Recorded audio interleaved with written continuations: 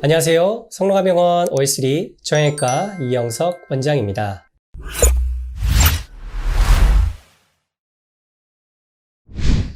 운전을 하다가 보면 교통사고를 갑자기 당하게 되는 경우가 있죠. 처음 겪는 일이라서 어떻게 해야 할지 몰라 망설일 때가 많은데요. 오늘은 그 첫 번째 시간으로 교통사고가 났을 때 꼭 알아야 할 4가지를 알려드리겠습니다.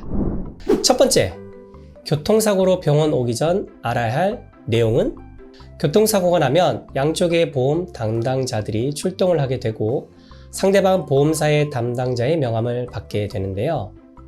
상대방 보험사 담당자에게 대인 처리가 되어 있는지 확인을 꼭 해야 합니다. 가끔 병원에 오시는 분들 중에서 대인 접수가 안 되어 있어서 접수할 때 시간이 지체되는 경우가 있습니다. 그래서 병원에 오시기 전 꼭 알아야 할 2가지, 바로 사고 접수 번호, 대인 접수 확인이 필요합니다. 두 번째, 사고가 나면 언제 병원을 방문해야 하나요? 병원은 사고가 난 당일 혹은 다음 날에도 방문하시는 것이 좋습니다. 사고일로부터 시간이 지날수록 받을 수 있는 치료 횟수가 줄어들게 됩니다. 또한 늦게 병원을 가게 되면 환자가 아프지 않구나 라고 오해할 수 있기 때문입니다. 대부분 당일은 정신이 없어서 일이 바빠서 미룰 수 있지만 최대한 빠르게 방문하시는 것을 추천해 드립니다. 세 번째, 교통사고 후 진단은 어떻게 이루어지나요? 먼저는 엑스레이 검사를 통해서 골절이 있는지 확인하게 됩니다. 여기서 잠깐! 엑스레이에서 괜찮다면 다 괜찮은 걸까요? 엑스레이는 뼈의 상태만 확인할 수 있습니다. 힘줄, 인대, 관절 등의 상태는 판단할 수 없습니다. 또한 엑스레이에서 보이지 않는 미세 골절도 있습니다. 그래서 교통사고 이후에는 환자의 통증 상태를 지켜보면서 필요시에는 초음파 검사, MRI 검사를 시행할 수 있습니다. 따라서 이러한 상태를 판단하고 검사할 수 있는 장비가 갖춰진 병원에서, 그리고 그것을 판단할 수 있는 정형외과에서 진료받는 것이 중요합니다. 네 번째, 교통사고 후유증의 증상은 무엇인가요? 교통사고로 인해 수술을 해야 할 정도로 손상이 심하다면 후유증도 심하겠죠. 오늘 얘기 드리려고 하는 것은 수술해야 할 정도의 상태가 아니지만 교통사고 이후 발생할 수 있는 후유증에 대해서 설명드릴게요. 많은 분들이 뼈가 괜찮으면 큰 문제가 없다고 생각하기 쉬운데요. 평상시 일자목, 곡목 상태, 그리고 나이에 따라서 퇴행성 변화가 있기 때문에 절대 간단하게 생각하면 안 됩니다. 그래서 많은 분들이 교통사고 후유증을 조심하라고 얘기하시는 것 같아요.